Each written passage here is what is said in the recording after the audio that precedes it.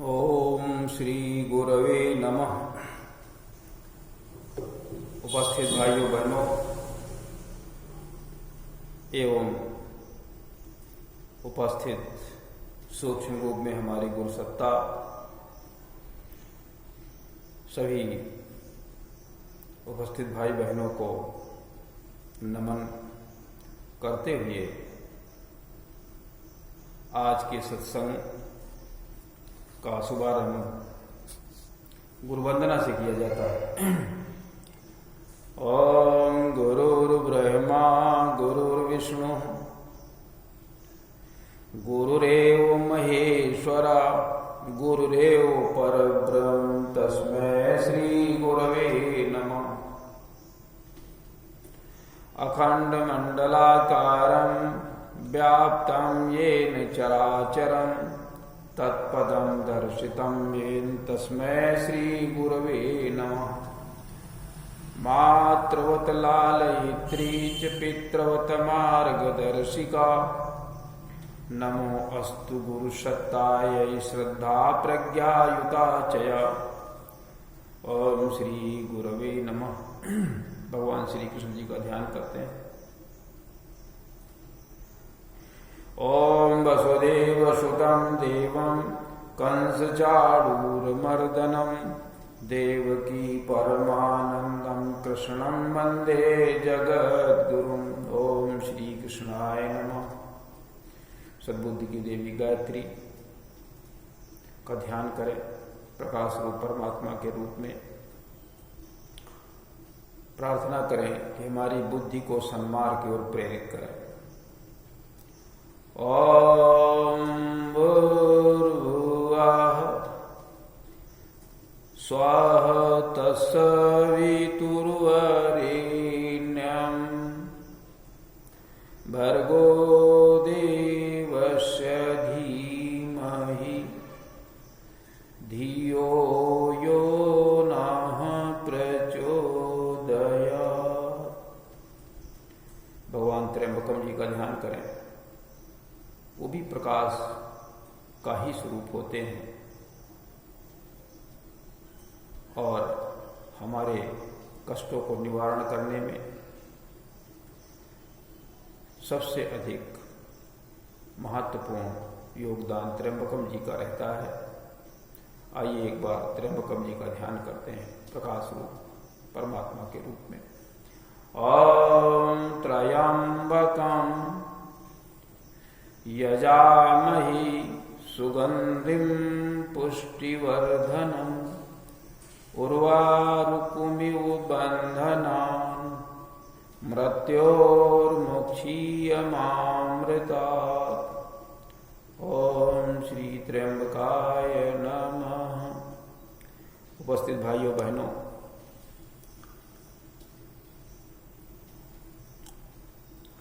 पिछले कार्यक्रम में हमने ये बताया था कि याज्ञवल्क्य जी भरद्वाज जी से कह रहे हैं कि हम भगवान राम के गुणों की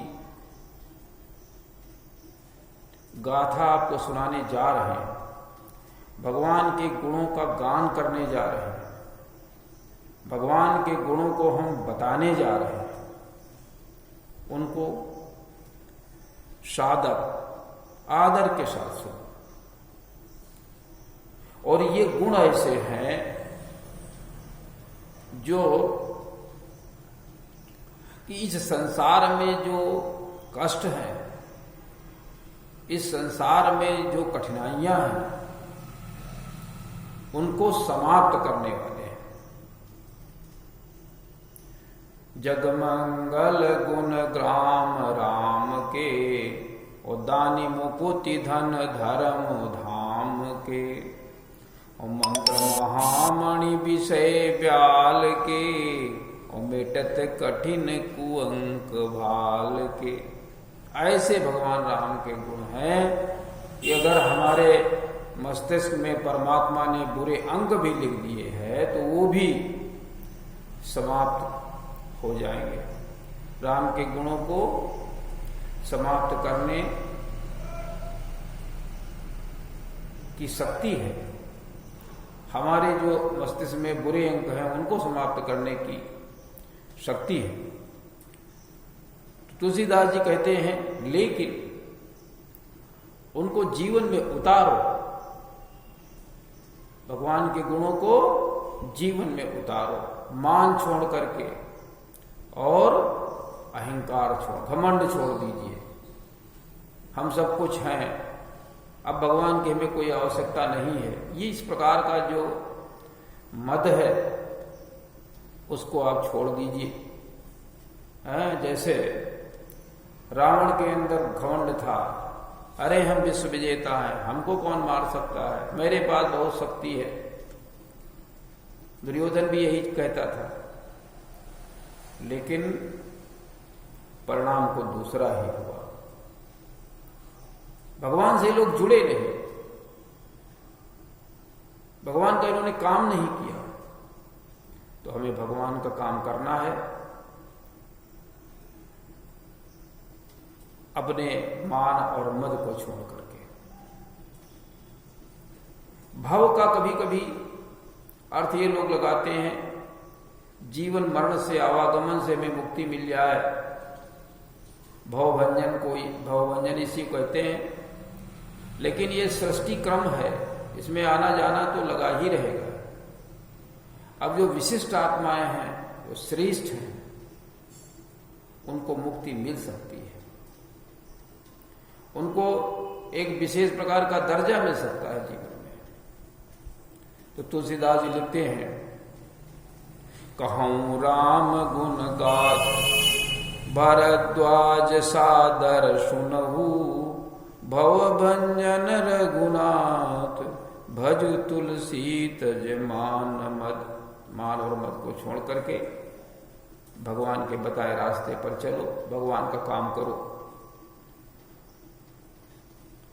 इस प्रकार याज्ञवल्क्य जी ने भरद्वाज जी को बताया, सुनाया, उनको एक प्रकार का उपदेश किया।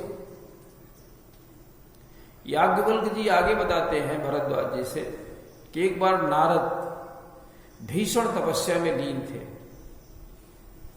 तपस्या का अर्थ हम यही लगाते हैं कि भगवान के कार्य में बहुत तल्लीन थे, बहुत अधिक काम कर रहे थे, दिन रात जुटे हुए थे।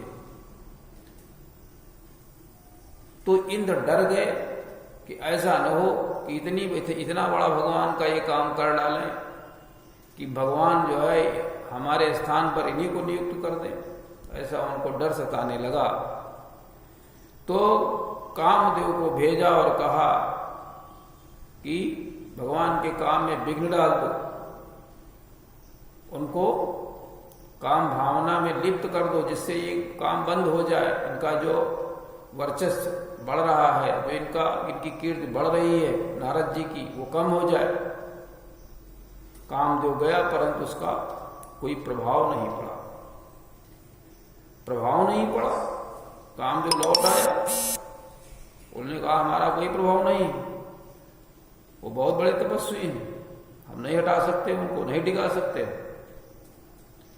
ये इस चीज का नारद जी को बड़ा मद आ गया। काम भावना जो कि बहुत प्रबल है इस सृष्टि का सर्वोत्तम,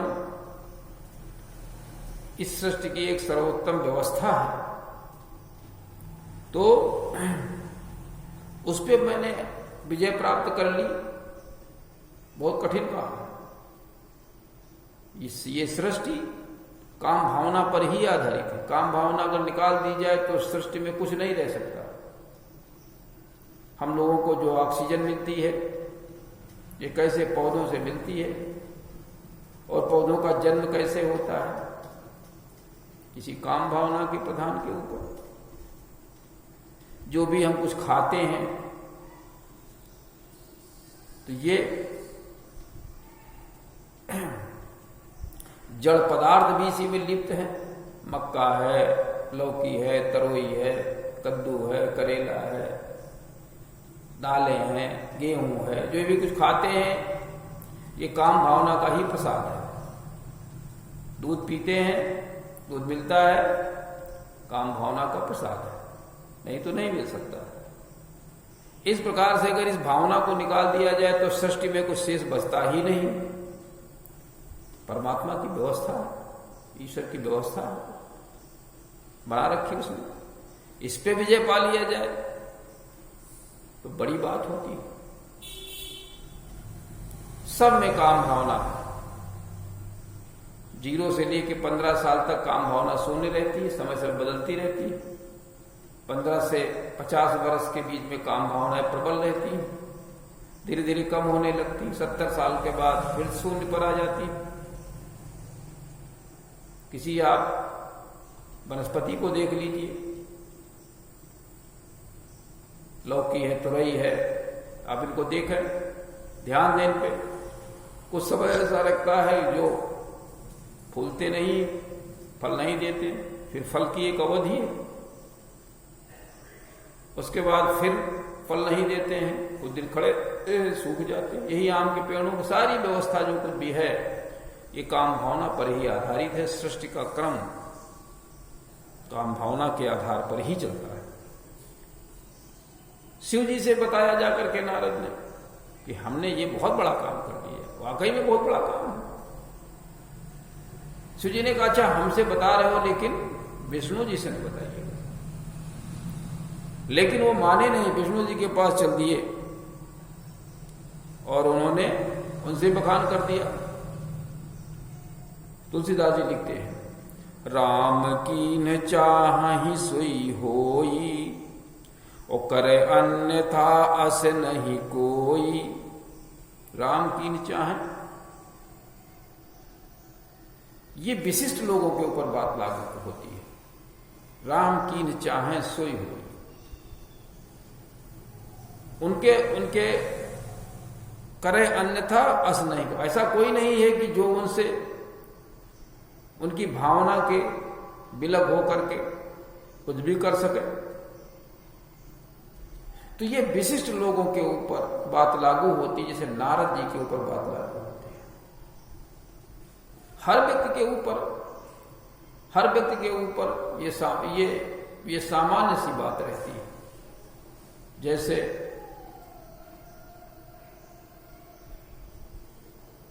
गांव के प्रधान के ऊपर हर जगह हर किसी की निगाह रहती है।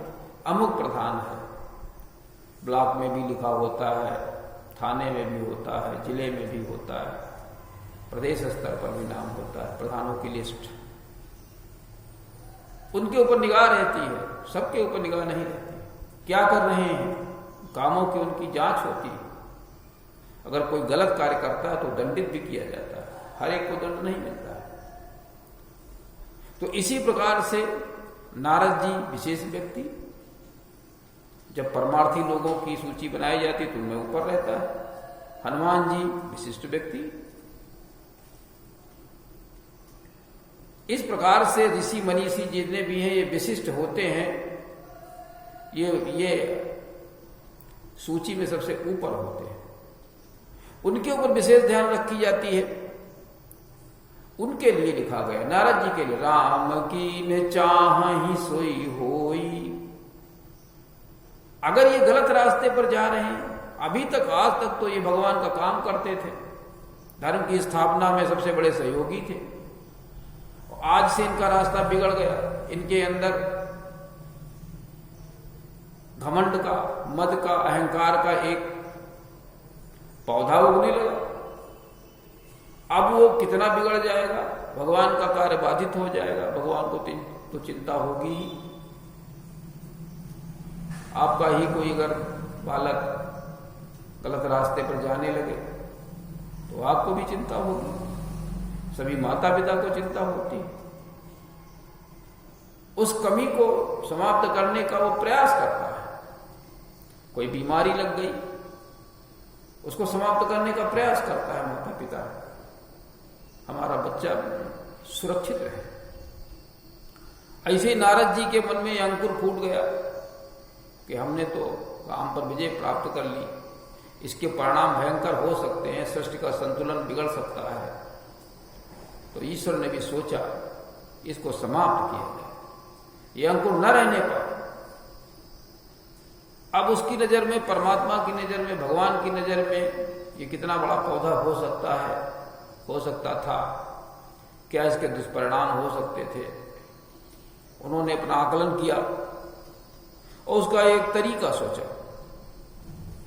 तो तुलसीदास जी कहते हैं कि राम की न चाहि सोई होई, और करे अन्यथा अस नहीं कोई, शंभु बचन मुनि मन नहीं बाए।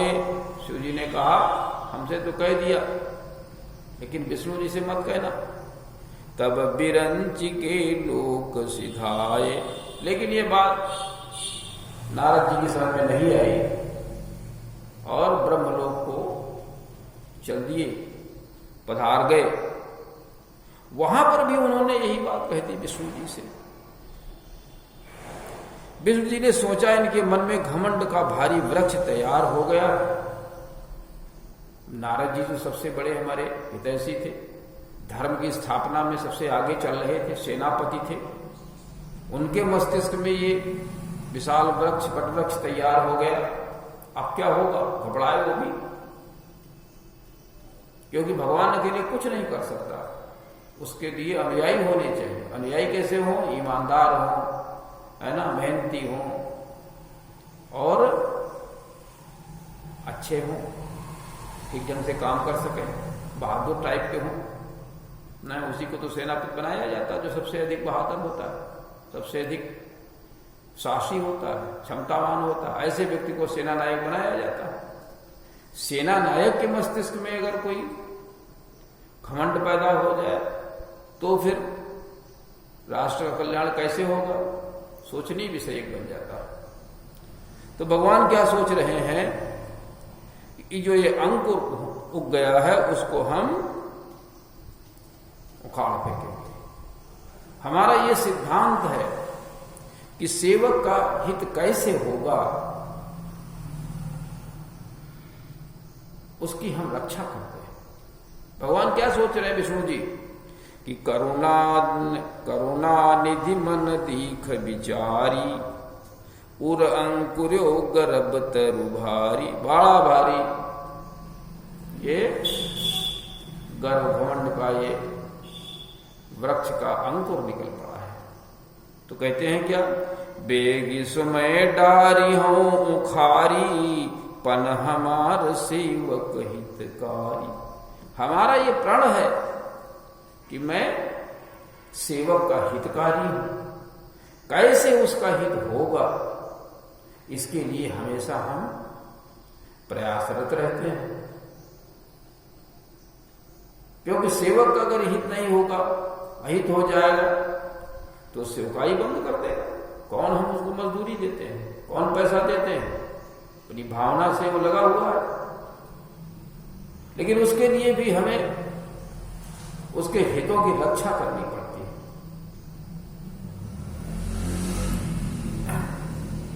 भगवान श्री कृष्ण जी भी कहते हैं, अनन्या चिंतयन्तो माम ये जना पर्युपास्ते, तेषाम नित्याभियुक्ता नाम योगक्षेम वहम्यहम्। मैं उसका योगक्षेम वहन करता हूं। वहां पर भगवान ने सोचा इनका अंकुर कैसे निकाला जाए, तो एक नगर बसा दिया। बढ़िया सा नगर बना हुआ है, उसका राजा शीलनिधि है, उसकी बेटी बहुत सुंदर विश्वमोहिनी है, उसका स्वयंवर है। तो और इन्होंने उसका हाथ देखा, तो देखा ये तो बहुत ही योग्य क्षमतावान कन्या है, और इसके साथ में अगर शादी हो जाए तो हमारा भी कल्याण हो जाएगा, विश्व का स्वामी हो जाएगा इसका जो पति होगा। तो वो तुरंत जो है विष्णु जी के पास गए और कहा कि हमारा ऐसा शरीर बना दीजिए, हमारा ऐसा रूप हमें ऐसा दे दीजिए कि हमारी इसके साथ में शादी हो जाए। तो क्या कहते हैं नारद जी विष्णु जी से कि जही विधि होई नाथ हित मोरा, करो सुबेगी दास मैं तोरा, मैं तुम्हारा दास हूं, जैसे मेरा हित हो सकता है उसको आप तुरंत करिए। हमें इस विश्व मोहिनी के साथ में शादी करनी, इस प्रकार की बात उनके मस्तिष्क में पैदा हो गई। ये इसलिए पैदा हो गई कि वो कार्य बाधित न हो, है ना। कौन सा? परित्राणाय साधूनाम विनाशाय दुष्कृताम धर्म संस्थापनार्थाय संभवामि युगे युगे। तो यहां पर हम लोगों को एक सीख लेने की आवश्यकता है कि भगवान के गुणों से हम जुड़ें, भगवान के गुणों का हम गान करें, उनको अपने जीवन में उतारें। मद और घमंड को, मान और घमंड को, अभिमान, मान, अपनी बहुत मान सम्मान चाहते हैं लोग, उसको छोड़ दें और घमंड को छोड़ करके भगवान का कार्य करें, तो फिर ईश्वर आपके साथ में बहुत ही अच्छा व्यवहार करेगा, ईश्वर आपकी हमेशा मदद करेगा। तो इसलिए हमें इन सब चीज़ों को छोड़ करके तब आगे बढ़ना चाहिए।